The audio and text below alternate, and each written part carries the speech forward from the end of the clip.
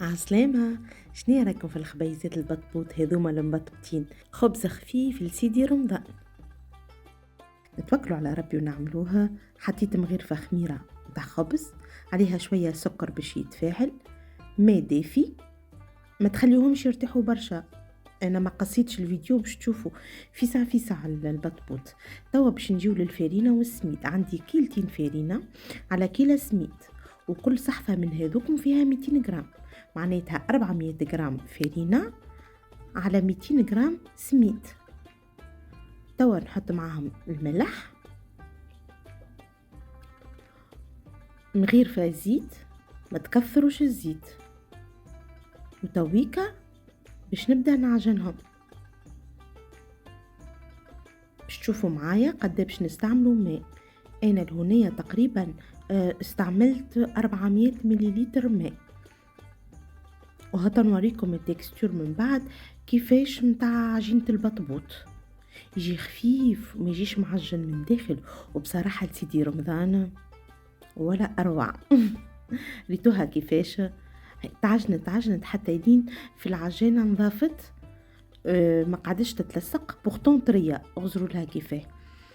خليتها خمرت، ووقت اللي تخمر تزيد تولي أطرى، ما في نفس الوقت ما تلصقش في اليدين. ريتوها تويكا. حضرت البلان دو ترافاي نتاعي اللي باش نخدم عليه، رشيته بالفارينة، وتوا باش نبدا نشكلهم كويرات.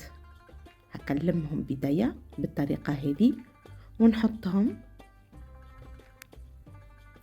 ما تخافوش منهم على خاطر يعني سهل، مش اللي باش نخليوه ديريكت راهو، يعني نشكلوهم نقرصوهم نطيبوهم. فوالا. بعد ما شكلتهم في الطيب يا جماعه ديما تبداو بالكعبه الاولى اللي عملتوها الاولانيه، كسوسوا وقت اللي هكايا توا باش نحلوا الخبزه نتاعنا ولا باش نطيبوها، ديما تبداو بالكعبه الاولى. وريتو قداش تبارك الله بورتون، معناتها هيك اللي مش اللي ارتاحت مي عجينته تجي محلاها التكستور نتاعها. فوالا.